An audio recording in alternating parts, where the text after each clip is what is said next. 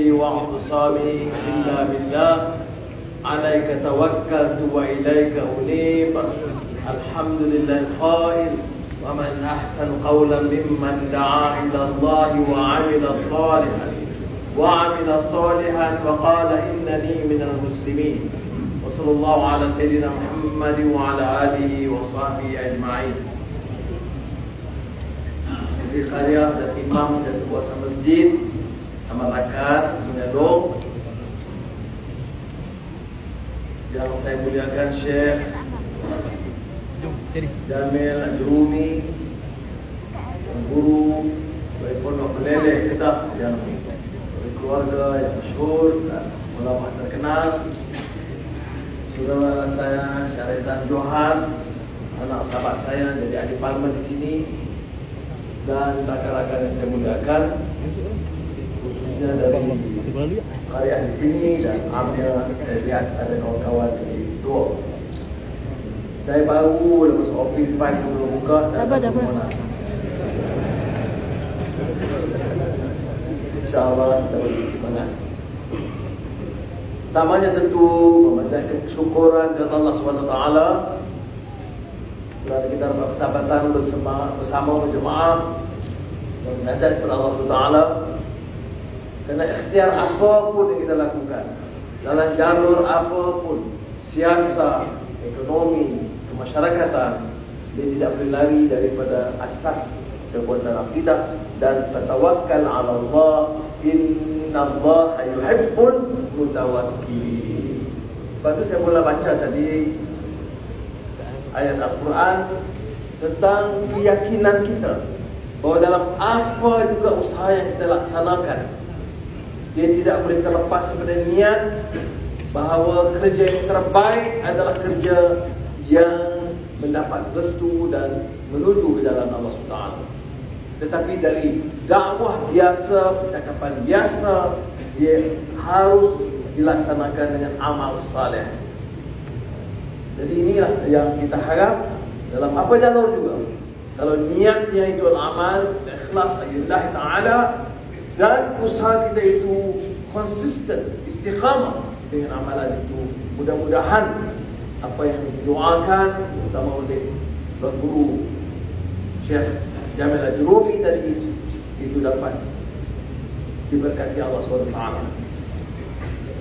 Saudara yang dimuliakan, tentulah saya di mana saja berkesempatan mengucapkan jazakumullah khairan katsiran. Terima kasih banyak di atas kepercayaan daripada Yang Tuan Agung, Raja Melayu dan juga kepada rakyat. Tujuannya itu bukan untuk meneruskan persaingan, adu domba, percaturan. Tujuannya itu adalah berlomba fastabiqul khairat, untuk kebaikan. Negara kita pernah mencatat suatu prestasi ekonomi yang lebih membanggakan. Tidak baldatun thayyibatun wa rabbun ghafur, belum sampai ke tahap itu, tetapi lebih membanggakan.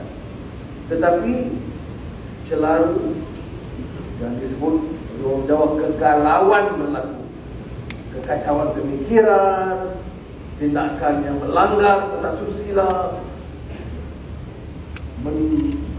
bertentangan dengan prinsip tata kelola yang baik atau good governance, yang menyebabkan negara sehebat mana pun tidak boleh menampung kegelojohan, tamak haloba, keangkuhan dan kezaliman.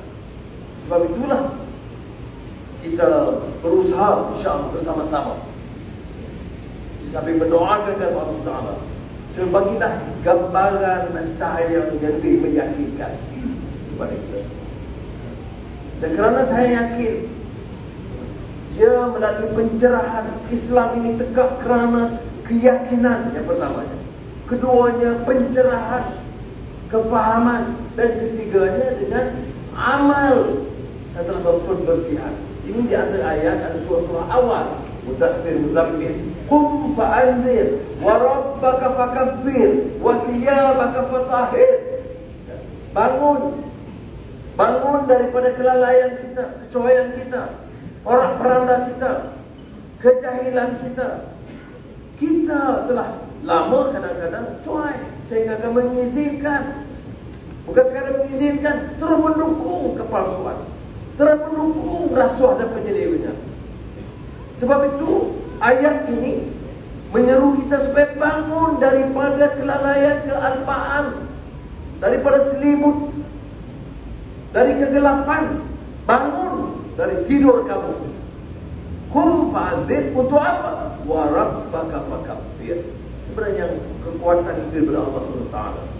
Bukan kerana projek, bukan kerana wang ringgit, bukan kerana fitnah, bukan kerana hutang, tetapi kerana keyakinan kita. Wa rabbaka fakabbir. Dan untuk itu Allah meluruskan dalam Al-Quran, wa thiyabaka fatahhir, bersihkan diri dari sudut kerohanian dan bersih seperti ini bersih. Kerana kalau tanpa itu tidak ada tindakan solat. Kalau jiwa tidak bersih, pemikiran masih serabut, orang dengan segala pengaruh dan kekeliruan, tidak faham di antara hak dan batil, di antara rasuah dan bersih, di antara yang hak dan fitnah, tidak ada, terus keliru. Tidak mungkin kita dapat mengangkat martabat kepada. Dan saya ada imam, ada ustaz, tapi semua saya nak banyak-banyak baca saya terkuda. Ini bukan soal jawatan, ini soal ilmu dan amal. Itu beza dia. Soal jawatan tak boleh saing lah, setakat ini lah. Tetapi ukuran Islam itu yang berarti saya sengaja baca Al-Quran. Kerana tahapnya ilmu, kekuatan keyakinan dan keikhlasan, dan itu yang harus diikhtiarkan supaya dapat kita tingkatkan. Sebab ini mana-mana termasuk kadang-kadang orang itu kita dalam apa juga jurusan jalur kerja kita tidak terlepas dari Messi. Sebab itu dalam beberapa pidato minggu-minggu terakhir ini saya ingatkan tentang gesaan Al-Quranul Karim dalam surah Al-Balad. Itu cukup kuat jaminan bagaimana manusia kerdil seperti kita boleh diangkat martabat harakatnya, maqamnya. La uqsimu bihadzal balad wa anta hillun bihadzal balad. Tentang balad, negara kota suci Mekah, Mukarramah, dengan segala tribulasi,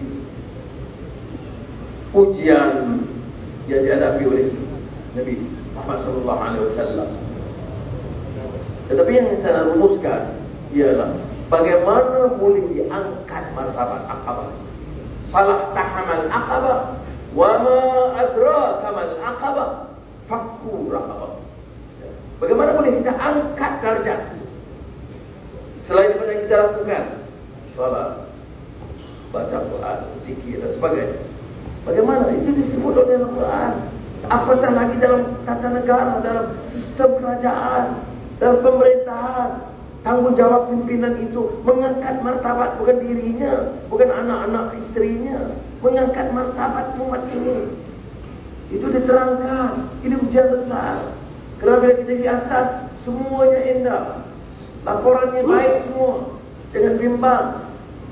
Saya masih ingat lama dulu, masa saya di Malang, Perdana Menteri. Sekarang naik sikit tekok.